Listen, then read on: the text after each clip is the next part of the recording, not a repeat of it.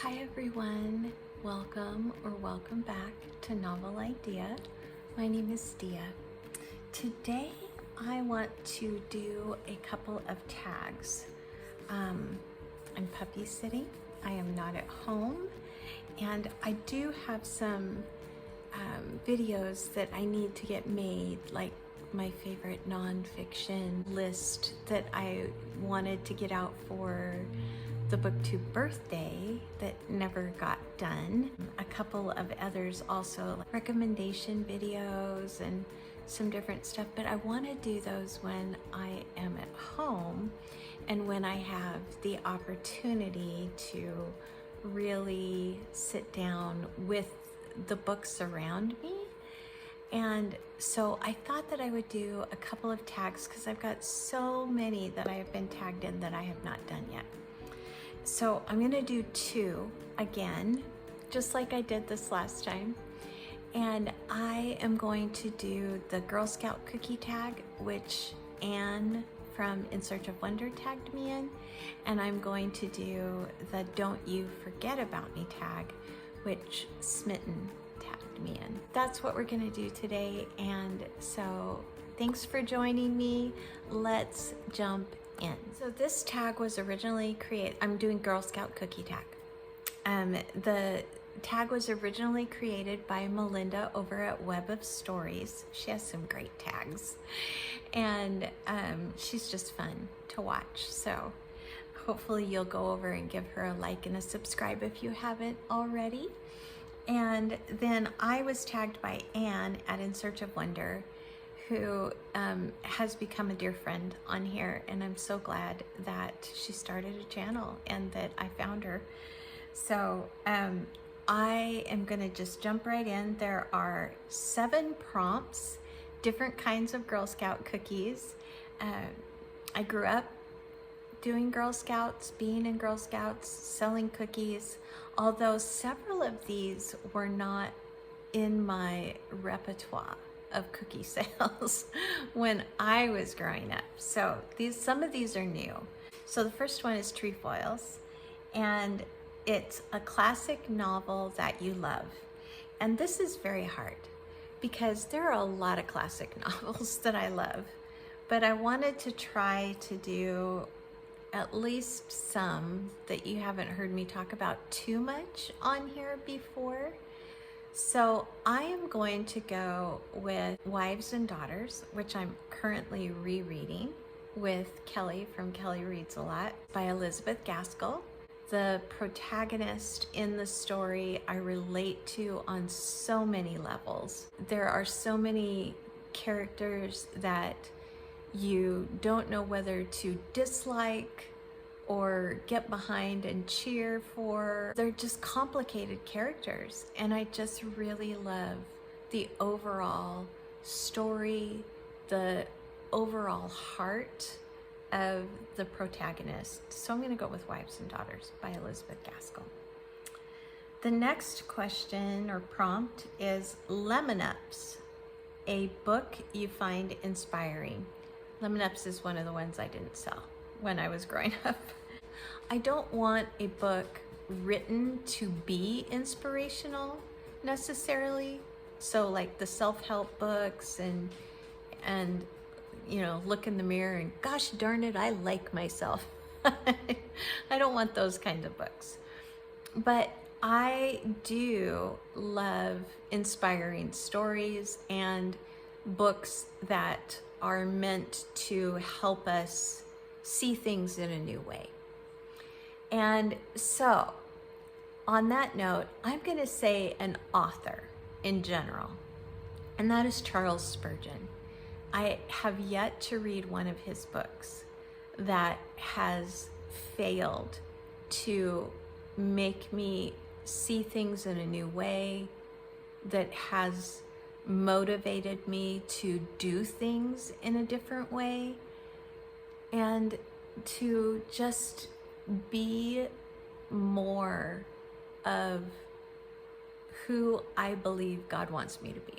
So I'm gonna go with Charles Spurgeon for my Lemon Ups inspiration. S'mores, another one I did not sell and this is a comforting book. I almost answered Dune on this, but you guys have heard me talk about that a lot. I'm still going to give you a book that you've probably heard me talk about a lot, because when a book is comforting, that's kind of what you do with it. You read it often. And that is Dandelion Wine by Ray Bradbury. I'm about to start a reread of this with Tiffany's Patreon, Beautiful Minutia's Patreon. And I am so excited to be reading it in my birthday month, because it is just that. It is such a comforting read. Adventurefuls, another one I did not sell. An adventurous book. This could be so many books. Again, any Redwall book by Brian Jakes is adventurous. I also think that, you know, just about any fantasy book could work for this also. One that I don't hear mentioned a whole lot, it has been mentioned, but it hasn't been mentioned a whole lot, especially in recent years. And that is The Ember Blade by Chris Wooding. I would say that one is very adventureful. Samoas. These were actually, when I was growing up, Samoas were my favorite Girl Scout cookie. It's a book that blends 2 or more genres. The very first one that came to mind with this was Ninth Reign by Jen Williams. This is a very odd book, and it's very polarizing. You're either gonna love it or you're not.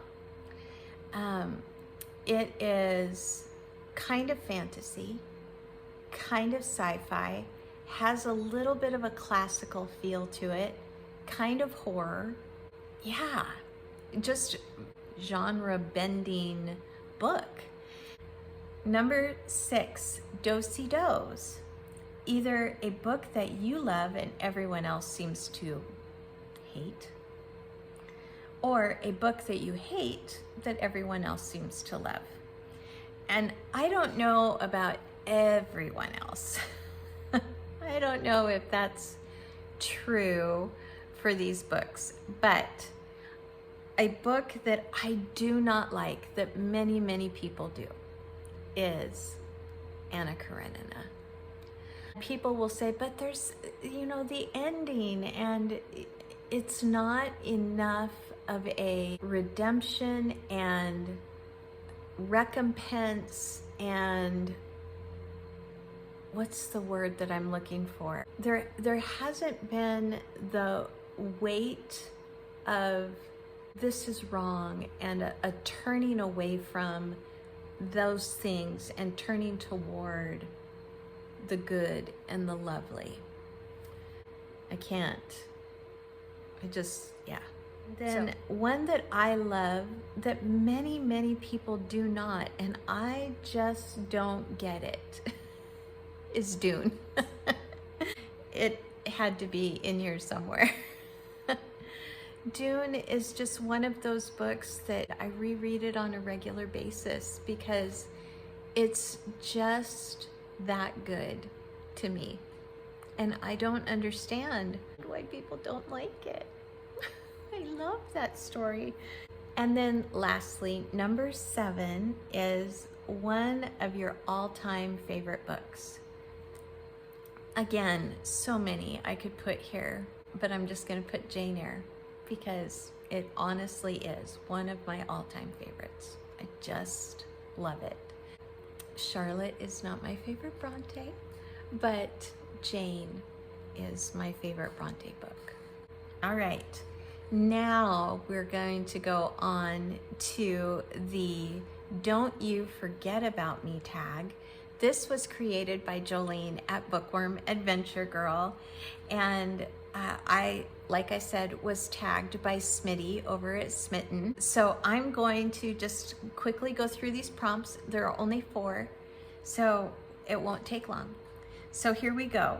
This is the first prompt. Clean slate. Books you've read that you remember nothing about. I am gonna go with just Agatha Christie in general. So I have read so many Agatha Christie novels, and I could not tell you from the title of those novels if it's one that I have read or not. And if I have read it, until I begin to hear the plot or be introduced to characters in their particular situation, I may not remember if I have read it before or not. So, any Agatha Christie novel I'm gonna go with. I enjoy them when I'm reading them. I just don't remember them well enough afterwards. All right, Genie's Lamp. Books you wish you could forget. So I don't know, like Smitty said when she was doing this, I don't know if this means that they were so horrible I wish I could forget them, or if it means that I wish I could forget them so that I could reread them again for the first time. So I am going to say, if it means the first one, if it means something that was just so horrible I wish I could forget it, I would love to wipe Dr. Zhivago from my mind. I would love to just wipe it clean. I can't stand that book. If it means one that I wish I could forget so that I could feel like I was rereading it again for the first time, that could be The Hobbit or any Lord of the Rings book. That could be The Secret Garden.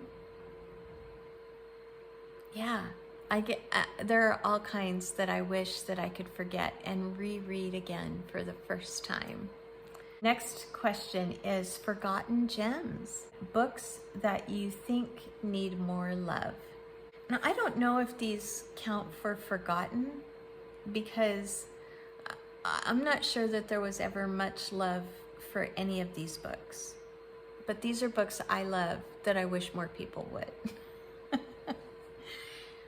This is Happiness by Niall Williams. I want to say about this book that it is slow, it is absolutely mundane in every sense of the word. It's about a tiny Irish village that hasn't changed in eons, and yet change is about to come. And there are changes that are happening in two of our main characters as well, while the changes in the town are happening. And it is lyrical in its writing, and yet it has this deep root system that keeps it grounded. And I just loved it. And then Abigail by Magda Szabo, which is a book that was recommended to me by Alana Estelle. And it was such a surprise. It is about a side of, it's a historical fiction. It's about a side of the war that you wouldn't have ever expected. So it takes place in, I believe, Hungary, and is about the coming of communism and a father that so wants to protect his family from what is coming. And I just really enjoyed the book. And then lastly, I'm going to say Goblin Emperor, because Goblin Emperor is one of those fantasy novels where it isn't about war and it isn't about the magic. It's character driven. You have a broken protagonist, and who is learning to find that there are things that are honorable and worthy of love in him. And it's political, it's kind of manipulation behind the scenes, kind of political. So I think it deserves more love as well. Okay, last prompt, forget-me-nots, books that you will always remember. Let me just give you two that I have only read once or twice, and both of those were many years ago now. I'm about to start rereading one of them.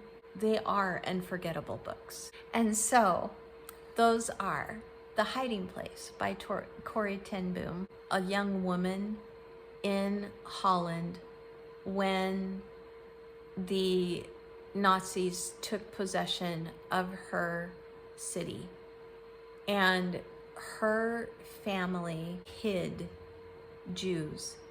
As a result of that, her family was taken into captivity. They were taken into the concentration camps. It is such a compelling and moving story. I read it for the first time, I think, when I was about 8 or 9 years old. I'm not positive about that. I don't know the exact age I was, but I was very young. I'm looking forward to seeing if I remember it as well as I think I do. And then lastly, Oliver Twist. And it's not my favorite Dickens, but it is one that is unforgettable. So there you go. Those are my don't you forget about me answers. So thank you to both Melinda and to Jolene for creating these tags, and thank you again to Anne and to Smitty for tagging me in them. I hope you enjoyed it.